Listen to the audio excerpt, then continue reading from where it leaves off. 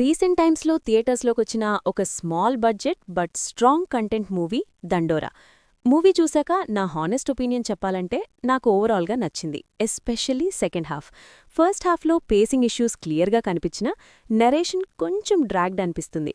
కానీ movie message, intent సిన్సియర్గా ఉండడం వల్ల పేషెన్స్తో చూస్తే డీసెంట్ అనిపిస్తుంది.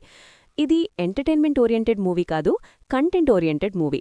స్టోరీ వైజ్ చూస్తే 2004 రూరల్ ఆంధ్రాలో శివాజీ గారు ఒక ఫార్మర్, తన ఫ్యామిలీ, తన కమ్యూనిటీ డామినెన్స్. ఈ సెటప్లో రవి అనే లోవర్ కాస్ట్ అబ్బాయి శివాజీ డాటర్ సుజాతని ప్రేమిస్తాడు. ఈ ఇంటర్కాస్ట్ లవ్ స్టోరీ విలేజ్లో షాక్ క్రియేట్ చేస్తుంది. కానీ రియల్ ట్విస్ట్ ఏంటంటే డిస్క్రిమినేషన్ యాంగిల్ని జస్ట్ లోవర్ కాస్ట్ సఫరింగ్ దగ్గరే ఆపలేదు. డైరెక్టర్ ఒక అప్పర్ కాస్ట్ క్యారెక్టర్ సఫరింగ్ని కూడా ఎక్స్ప్లోర్ చేసి పవర్ మిస్యూజ్ వల్ల అలా ఎఫెక్ట్ చేస్తుందో చూపించాడు. శివాజీ గారి ఫ్రెండ్స్ చేసే అన్ఎక్స్పెక్టెడ్ ఈవెంట్స్ స్టోరీని డార్క్ టర్న్కి తీసుకెళ్లింది. Court room drama, revolutions, moral conflicts second హాఫ్లో మూవీని టోటలీ డిఫరెంట్ మోడ్లోకి తీసుకువెళ్తుంది. ఎస్పెషలీ లాస్ట్ 30 మినిట్స్ ఇమోషనల్గా ఇంటెన్స్గా ఉంటాయి. నందు అండ్ రాధ్య ఇంటరాక్షన్ క్లైమాక్స్లో స్ట్రాంగ్ ఇంపాక్ట్ క్రియేట్ చేస్తుంది. కాస్ట్ గురించి మాట్లాడితే శివాజీ గారు ఈ మూవీకి బ్యాక్ బోన్ అనే చెప్పాలి.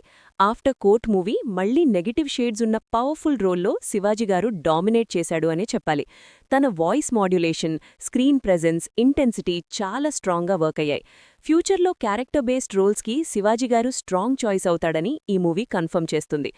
నందు యాజ్ సన్ విష్ణు ఫాదర్ యాక్షన్స్కి అపోజ్ చేసే క్యారెక్టర్లో గ్రాడ్యువల్గా గ్రో అవుతాడు అండ్ సెకండ్ హాఫ్లో తన రోల్ వెయిట్ పెంచుతుంది. రవికృష్ణ యాజ్ లోవర్ కాస్ట్ క్యారెక్టర్గా సిన్సియర్ పర్ఫార్మెన్స్ ఇచ్చాడు. మనిక యాజ్ డాటర్ సింపుల్గా ఎఫెక్టివ్గా పర్ఫార్మ్ చేసింది. Navdeep as sarpanch serious drama మధ్య రిలీఫ్ లాగా వర్క్ అవుతాడు. ఫ్రస్ట్రేషన్ కామెడీ బాగా వర్క్ అయింది. బిందు మాధవి, మురళీధర్ గౌడ్, రాధ్య అండ్ అదర్స్ కూడా న్యాచురల్ పర్ఫార్మెన్సెస్ ఇచ్చారు. మైనస్ పాయింట్స్ గురించి చెప్పాలంటే ఫస్ట్ హాఫ్లో స్క్రీన్ ప్లే కొంచెం స్లో ఫీల్ వచ్చుండింది. 2 టైమ్ లైన్స్ మధ్య ట్రాన్సిషన్ స్మూత్గా ఉండాల్సిందే. కొన్ని సీన్స్ అన్నెసెసరీగా స్ట్రెచ్ చేశారు అనిపింది. శివాజీ బిందు మాధవి రిలేషన్షిప్ బ్యాక్ స్టోరీ ఇంకా క్లారిటీగా చూపించుంటే ఇమోషనల్ వెయిట్ పెంచేది. కొన్ని సీన్స్ ఆడియన్స్ ఒపీనియన్ మీద వదిలేశారు. టెక్నికల్ సైడ్లో మార్క్ కే రాబిన్ మ్యూజిక్ రూరల్ వైబ్కి బాగా సెట్ అయింది. సాంగ్స్ డీసెంట్గా ఉన్నాయి. బ్యాక్గ్రౌండ్ స్కోర్ ఎమోషన్స్ని ఎలివేట్ చేస్తుంది. వెంకట్రా శాకమూరి సినిమాటోగ్రఫీ విలేజ్ రానెస్ని బాగా క్యాప్చర్ చేసింది. ఎస్పెషలీ ఇంటర్వల్ సీక్వెన్స్ విజువలీ స్ట్రాంగ్గా ఉన్నాయి. ప్రొడక్షన్ వాల్యూస్ డీసెంట్గా ఉన్నాయి. Editing is decent. కానీ ఫస్ట్ హాఫ్లో కొంచెం పేస్ ఉండాల్సింది. డైరెక్టర్ మురళీకాంత్ దేవసోత్ సోషల్ ఇష్యూని మెచ్యూర్గా, మెస్సీ అవ్వకుండా హ్యాండిల్ చేయడానికి ట్రై చేశాడు. ఎస్పెషలీ సెకండ్ హాఫ్లో తన రైటింగ్ స్ట్రెంగ్త్ కనిపిస్తుంది. ఓవరాల్గా చెప్పాలంటే దండోరా ఒక honest social drama. Perfect film కాదు, ఫ్లాస్ ఉన్నాయి, కానీ ఇంటెంట్ సిన్సియర్గా ఉంది. కాస్ట్ డిస్క్రిమినేషన్ టాపిక్ని ఒక ఫ్రెష్ డైమెన్షన్లో ఎక్స్ప్లోర్ చేయడం మూవీకి biggest strength.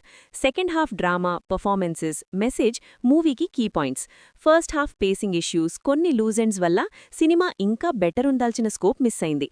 Still message oriented and rural backdrop movie చూడాలి అనుకునే వాళ్ళకి ఈ మూవీ ఒక ట్రై ఇవ్వచ్చు. మీ ఒపీనియన్ ఏంటో కమెంట్ సెక్షన్లో షేర్ చేయండి. ఇలాంటి హానెస్ట్ రివ్యూస్ కోసం మా ఛానల్ని సపోర్ట్ చేయండి, లైక్ చేయండి, సబ్స్క్రైబ్ చేయండి. మళ్ళీ నెక్స్ట్ మూవీ రివ్యూతో కలుద్దాం. Until then bye.